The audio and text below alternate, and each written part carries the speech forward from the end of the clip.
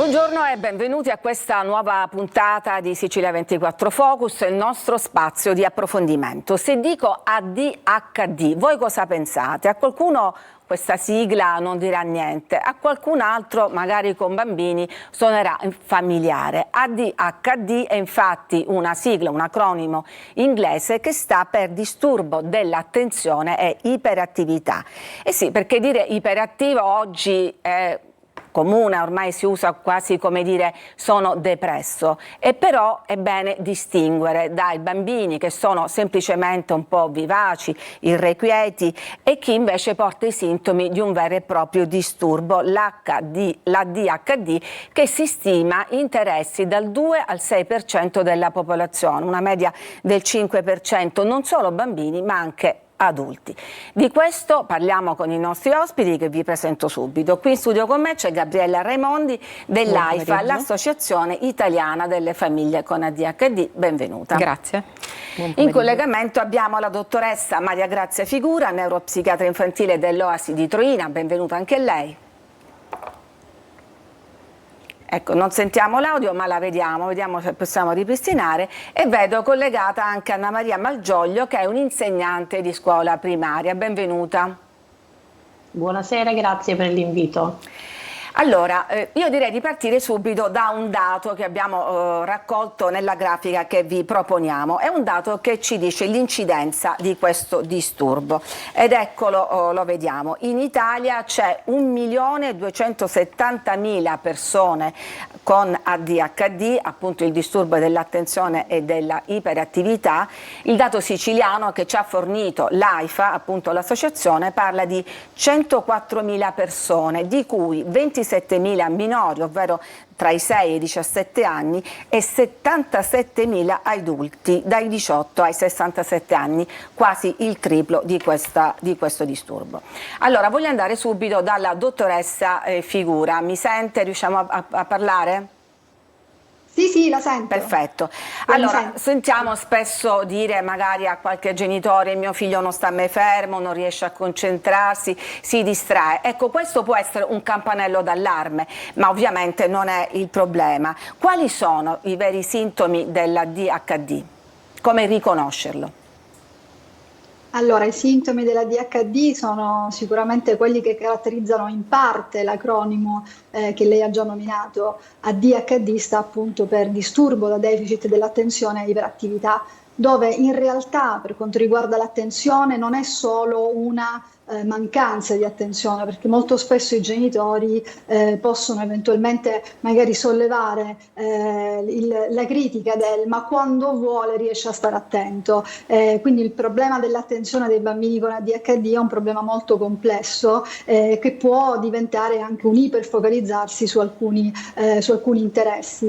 Il problema scolastico, che è quello più evidente, è la difficoltà che questi bambini hanno a mantenere l'attenzione per un tempo adeguato, che è quello che serve per svolgere attività come i compiti, come prestare attenzione alla spiegazione di un insegnante. Loro faticano, ed è un disturbo, questo lo sottolineiamo, neurobiologico, quindi non è una distraibilità, una distrazione data per pigrizia o per monelleria o perché non si impegnano. Loro fanno proprio fatica a prestare attenzione per un tempo adeguato e quindi possono perdere informazione. L'altra componente, l'altro costrutto che caratterizza l'ADHD è la componente dell'iperattività, dove però dobbiamo riconoscere una componente che riguarda l'iperattività e l'impulsività. Questo perché? Perché è un disturbo dell'autoregolazione. Questi bambini hanno difficoltà a frenare gli impulsi, hanno difficoltà ad autoregolarsi e quindi soprattutto da bambini sono particolarmente movimentati e particolarmente iperattivi. Ricordiamo che però l'iperattività è una componente che va migliorando, quindi va riducendosi nell'arco dello sviluppo e quindi della crescita, e questo è quello che mette un po' in crisi a volte gli insegnanti anche o i genitori delle scuole superiori, delle medie, perché a quest'età i bambini sono già molto meno iperattivi. Allora, non vedendo questa componente non riescono magari a riconoscere quelle che è una delle caratteristiche fondamentali. Ecco, che e poi questa dottoressa, comunque... la interrompo, questa è già una buona notizia che sta dando, anche se ne parleremo più avanti, l'ADHD persiste anche negli adulti. Gabriella Raimondi dell'AIFA, l'associazione appunto che racchiude le famiglie di ADHD, quante volte vi siete sentiti dire dagli insegnanti suo figlio non sta mai fermo, suo figlio è discolo, non segue le lezioni? Ecco, è molto frustrante. Diverse, assolutamente sì, frustrante per le famiglie, frustrante anche per i bambini in sé, perché non si sentono accolti, rispettati, quindi la loro autostima finisce sotto i piedi.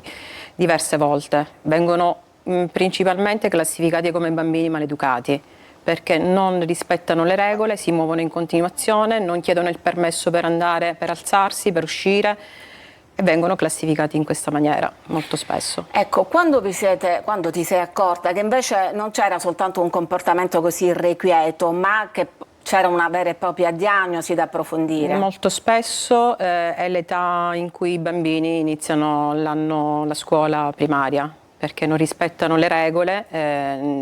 Molte volte le insegnanti dicono non è scolarizzato, no? Quindi poi a lunga distanza, col trascorrere del tempo, il bambino continua ad essere come era all'inizio dell'anno, quindi movimentato, non si alza, discute, chiacchiera, litiga con i compagni perché poi non riescono neanche a mantenere le relazioni con i propri coetanei.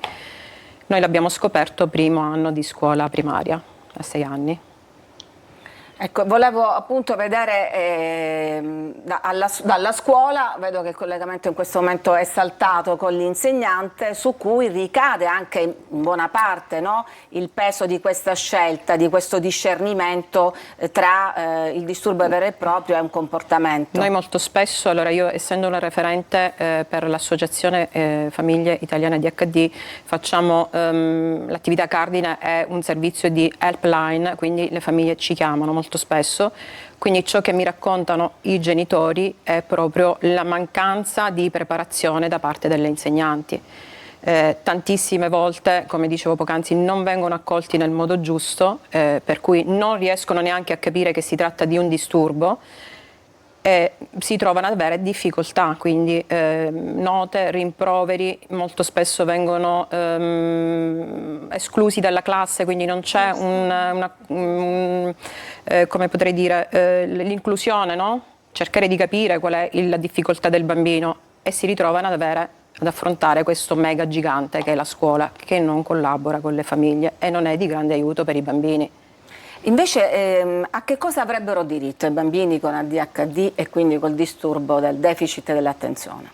Allora, molti bambini in base alla diagnosi che viene fatta hanno diritto al sostegno, alla 104, a un assegno di frequenza che permette di sostenere le spese per poter fare terapia cognitiva e comportamentale, che è alla base, perché in questi bambini è importante, poi ve lo spiegherà meglio la dottoressa Figura essendo un medico, è importante la terapia multimodale, quindi teacher training per i genitori, perché anche l'approccio dei genitori verso il bambino è importante.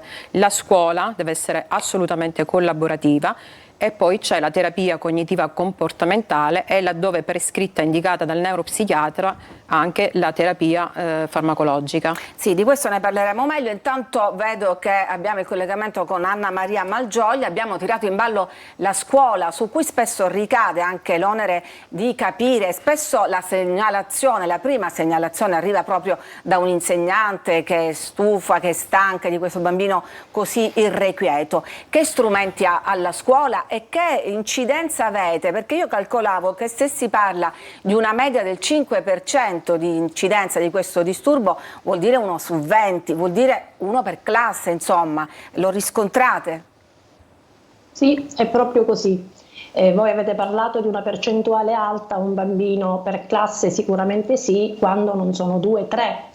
Nel senso che se non si fa un'analisi attenta e si organizza una tabella, un monitoraggio di questi atteggiamenti, oggi quasi tutti i bambini possono sembrare iperattivi, nel senso che sono movimentati, chiacchierano spesso anche nei momenti più inopportuni.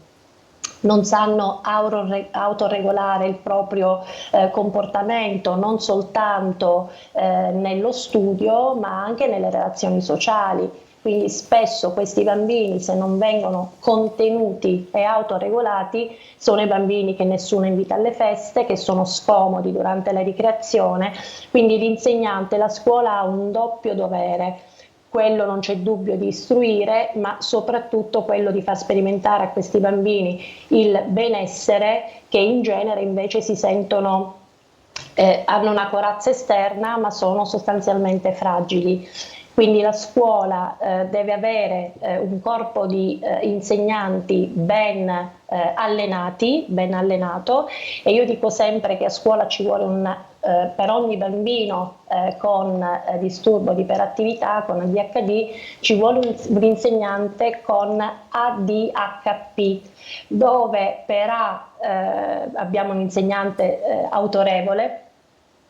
Speriamo di avere l'autorevolezza è fondamentale nei bambini con disturbo di iperattività, un insegnante deciso, che non si lascia coinvolgere o diciamo portare alla disperazione, perché tanti mollano la spugna e quindi accontentano il bambino nei capricci o nelle sollecitazioni, nelle provocazioni.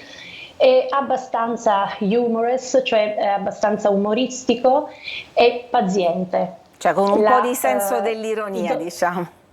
Sì, il dosaggio più importante è proprio la pazienza, laddove dopo un'attenta selezione di atteggiamenti disfunzionali si possono mettere in pratica delle tecniche, degli approcci. Non ci sono delle formule magiche che vanno bene per tutti, perché le caratteristiche dei soggetti con ADHD sono tutte diverse. Come diceva la dottoressa Figura, c'è il bambino iperattivo, ipercinetico, che si sente dentro proprio una bevanda gasata che cerca di esplodere, o il bambino totalmente seduto, composto, ma disattento, con la testa è un po' così altrove, pensa con la testa sulle nuvole. Lì bisogna fare molta attenzione appunto alle tecniche e al riportarlo ai contenuti scolastici, ai contenuti didattici. Chiaro, sì, no, la interrompo perché lei ha elencato una serie di qualità umane che deve avere una maestra, un maestro per trattare questi bambini, ma sono qualità che insomma un po' il caso decide che la maestra ce l'abbia. Al di là di queste qualità, ce lo accennava anche la signora Raimondi, quali sono gli strumenti in questo momento in possesso della scuola? Allora, la scuola ha il dovere di stilare per un bambino un piano personalizzato o individualizzato a seconda delle caratteristiche personali, delle caratteristiche funzionali o disfunzionali della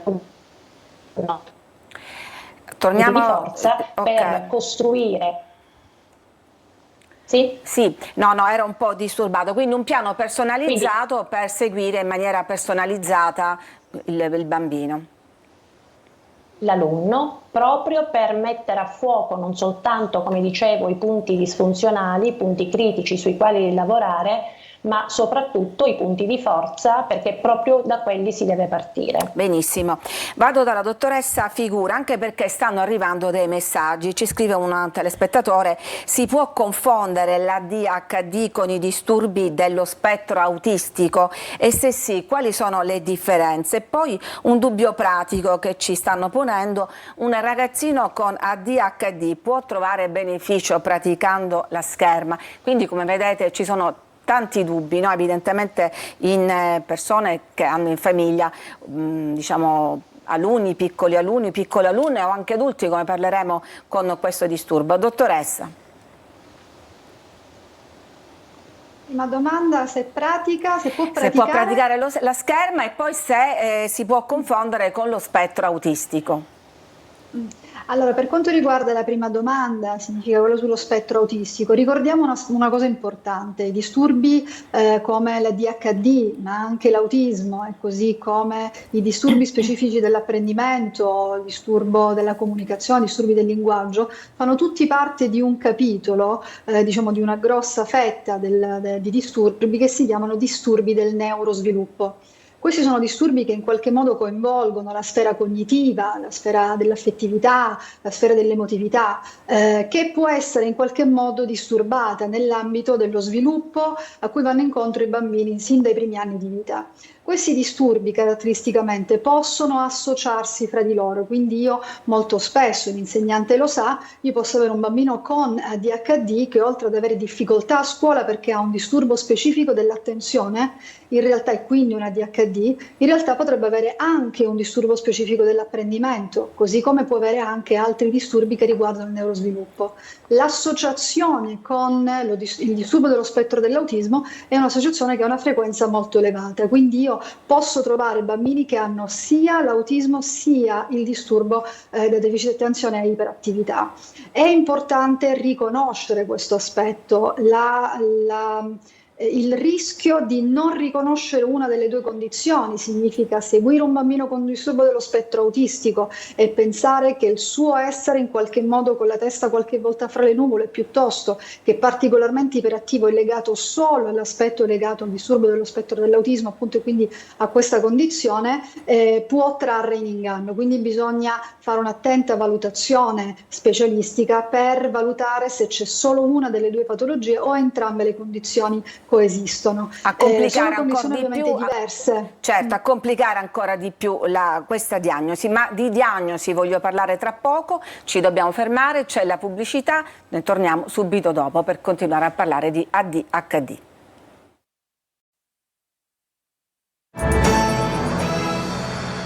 Eccoci di nuovo in studio per continuare a parlare con i nostri ospiti del disturbo dell'attenzione e della iperattività. Riprendo il discorso con la dottoressa Figura perché è importante anche capire come diagnosticare questo disturbo, attraverso quale canale.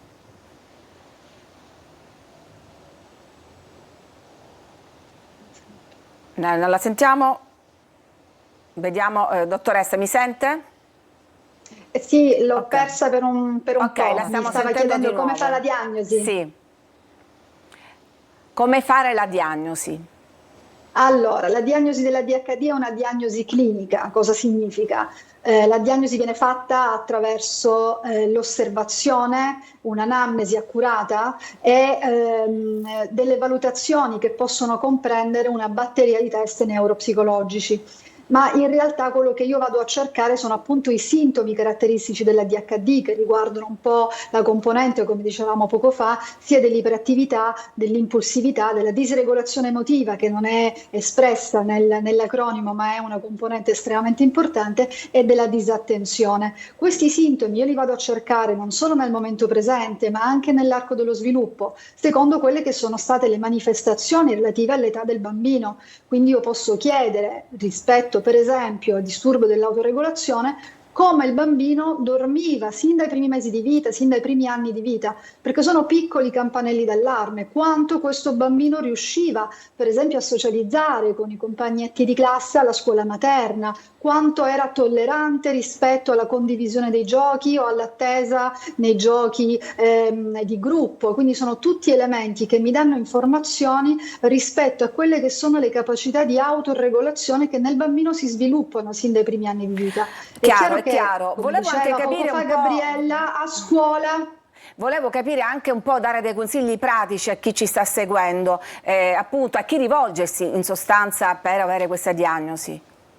Ok, il primo approccio è la neuropsichiatria infantile, che è sul territorio e insomma, è presente, per quanto ahimè è comprensibile. Le liste d'attesa sono in effetti molto un problema, insomma, che riguarda tantissime condizioni, ma dopo il pediatra la neuropsichiatria infantile è ovviamente un approccio fondamentale che ci permette di riconoscere se c'è una condizione appunto legata all'iperattività, alla disattenzione, e se è in comorbilità con altre condizioni che vanno ovviamente prese in considerazione. Quindi noi facciamo un lavoro che riguarda non solo la diagnosi ma l'eventuale ricerca di comorbilità, perché poi il trattamento da questo punto di vista diventa ovviamente personalizzato, perché non abbiamo una DHD uguale all'altro. Certo, è importante ovviamente valutare poi la gravità della condizione, perché noi possiamo avere situazioni che possono essere tutto sommato non troppo invalidanti ma comunque un problema nel contesto della classe e nello sviluppo psicologico di questo bambino, e possiamo avere invece, ahimè, delle condizioni che sono estremamente gravi, estremamente problematiche sia nella gestione a casa che nella gestione in classe. È chiaro. Ovviamente Gabriella... questi bambini sono quelli più esposti a delle complicanze future. Certo, Gabriella Raimondi faceva riferimento a lunghe liste d'attesa. Le lunghe liste di attesa, sì, assolutamente. Quanto tempo ci vuole? La dottoressa Figura può confermare o smentire oltre 12 mesi, se non ricordo male, per quanto riguarda i minori. Poi c'è anche l'aspetto adulto, perché dall'ADHD non si guarisce, per cui se sei un ADHD da piccolo lo sei anche da grande. In Sicilia non siamo messi molto bene sotto questo punto di vista, abbiamo 9 province. In queste 9 province, in 3 province non ci sono centri prescrittori, quindi parliamo di Agrigento, Caltanissetta e Ragusa, per cui se c'è una famiglia che deve far valutare il proprio bambino deve spostarsi. Gli unici centri per adulto sono Enna, cioè l'Oasi di Troina, Trapani e Messina, che fanno anche minori. Catania, Palermo, Siracusa e l'altra provincia, se sbaglio mi corregga, dottoressa Figura, questi altri 3 fanno solo minori, quindi i nostri figli oggi sono dei bambini, domani purtroppo non vi sento bene. Diventeranno dei giovani adulti, per cui c'è necessità di continuità, perché sennò altrimenti si verifica la dispersione. Cioè, cosa vuol dire? Che se un ragazzo in età evolutiva si fa seguire da un neuropsichiatra, in età adulta non va più da nessuna parte, ma non vuol dire che non va perché è guarito. Poi si manifestano situazioni ancora più gravi. Quindi sarebbe importante che la Sicilia si adeguasse. Io faccio un appello ai nostri governatori, se voi me lo consentite, certo, e di fare in modo che intanto ci siano anche delle linee guida per la DHD, che a oggi non esistono, e di avere più assistenza sanitaria. Noi non abbiamo nessun tipo di assistenza sanitaria. Una famiglia è inaccettabile che debba emigrare al nord per far valutare il proprio figlio, perché le attese in Sicilia sono veramente lunghissime. Cioè, la dottoressa Figura fa evolutivo e adulto. È assurda una cosa del genere. Assolutamente sì. Dottoressa, abbiamo detto più volte che è un disturbo che non finisce con lo sviluppo, che continua nell'età adulta, ma forse si attenua. Ecco, può spiegare meglio come si sviluppa nell'età adulta? Allora, la condizione, come spiegavo poco fa, è un disturbo caratterizzato da un'origine neurobiologica, quindi si nasce con l'ADHD e si continua ad essere ADHD. I sintomi possono avere un andamento comunque nel tempo intermittente, quindi io posso avere un ambiente, una situazione che può in qualche modo sostenermi e quindi ridurre l'intensità dei sintomi, e posso in qualche modo continuare a svolgere la mia vita in maniera più o meno funzionale. Ecco, quello che le chiedo appunto, sono adulti che avranno Io sento purtroppo un ritorno di audio. Sì, vediamo se riescono a sistemarlo. Io le chiedo se l'adulto che tipo di difficoltà incontrerà nella sua vita di adulto e quindi anche nel mondo del lavoro, per esempio. Sì, come dicevo poco fa, le caratteristiche fondamentali, scusate, c'è il ritorno di audio, se posso, mi sentite? Sì, noi la sentiamo, so che è un disturbo, okay. Vediamo se riesce a continuare. Sì, vado. Sì. Ok, continuo. Dicevo, l'adulto continua ad avere problemi ad organizzarsi, soprattutto. Le funzioni esecutive sono queste funzioni neuropsicologiche che ci permettono di fare le cose, di organizzare le cose, quindi gli adulti ADHD molto spesso sono estremamente disorganizzati, non riescono a portare avanti un progetto, mettono in qualche modo l'impegno in più cose contemporaneamente, perdono le cose, vanno incontro a scadenze non rispettate, e quindi questo può portare problemi sia nell'ambiente lavorativo ma anche nell'ambiente familiare, nella vita di coppia. Sono persone che possono essere tendenzialmente appunto impulsive, disregolate, inaffidabili, no? Anche potrebbe essere. Diciamo che sono tendenzialmente disorganizzati. Inaffidabile è un termine diciamo che io eviterei sinceramente, piuttosto premerei insomma l'attenzione sul fatto che comunque nell'adulto abbiamo una caratteristica fondamentale, che mentre nel bambino noi possiamo avere l'ADHD associato ad una serie di comorbilità che possono essere appunto quelle del neurosviluppo, l'apprendimento piuttosto che il linguaggio eccetera, nell'adulto è molto raro trovare solo solo l'ADHD, ma è molto più frequente trovarlo in associazione con altri disturbi psichiatrici come la depressione, disturbi d'ansia, problematiche di personalità, disturbo bipolare. Questo complica ulteriormente la diagnosi, anche perché comunque diventa ancora più difficile distinguere la componente ADHD da questi disturbi. E questo è importante riuscire a risolverlo e quindi a riuscire a riconoscere l'ADHD, perché noi abbiamo dei farmaci che possono veramente cambiare la vita di queste persone e quindi la terapia è estremamente specifica e va ovviamente garantita. Ecco, volevo arrivare proprio a questo punto perché abbiamo pochissimi secondi. Qual è il trattamento di cui possono usufruire i pazienti? Il trattamento farmacologico in Italia abbiamo a disposizione il metilfenidato, che è uno psicostimolante, è stato nel 2023 autorizzato anche per la prescrizione a carico del sistema sanitario nell'adulto, mentre fino ad ottobre del 2023 avevamo la possibilità di prescriverlo solo ai bambini dai 6 anni fino ai 18 anni. Gli adulti potevano avere la prescrizione a carico del sistema sanitario solo se avevano avuto la fortuna di ricevere una diagnosi e una prima prescrizione prima dei 18 anni. Questo significa che se fosse arrivato un paziente di 19 anni in prima diagnosi non avrebbe avuto diritto al farmaco. Oggi questo è possibile. Purtroppo è stato ritirato dalla commercializzazione in Italia un secondo farmaco che avevamo a disposizione, che era la tomoxetina, e oggi purtroppo dobbiamo fare riferimento all'importazione dall'estero e non abbiamo purtroppo altri farmaci specifici che invece all'estero sono disponibili. Allora dobbiamo chiudere perché il tempo è tiranno, dobbiamo chiudere, però ci chiede un telespettatore, ma lo diciamo a questo punto a tutti, vogliono il contatto di questa associazione perché in particolare questa persona ha un ragazzo al primo superiore, sta affrontando tantissimi problemi perché non riescono a capire come gestirlo. Quindi Gabriella Raimondi, voi avete una helpline? Assolutamente un collegamento... sì, noi siamo a livello nazionale, potete trovarci su internet www.associazioneaifa.it. Per ogni regione e ogni provincia ci sono dei riferimenti territoriali, quindi in base a dove sono residenti possono cercare sul nostro sito. Lei stessa? Se sono di Catania, sì, se sono di qualche altra regione, provincia, risponderà qualche altra volontaria. Per dare supporto, consulenza. Daremo del supporto, sì, daremo delle indicazioni qualora avessero bisogno. Allora ringrazio i nostri ospiti, Gabriella Raimondi dell'AIFA, Maria Grazia Figura, neuropsichiatra infantile, Anna Maria Malgioglio. Scusate se il tempo non mi ha consentito di ritornare con tutti voi quanto avrei desiderato. Grazie anche a voi che ci seguite da casa e a tutti un buon pomeriggio. Grazie a lei.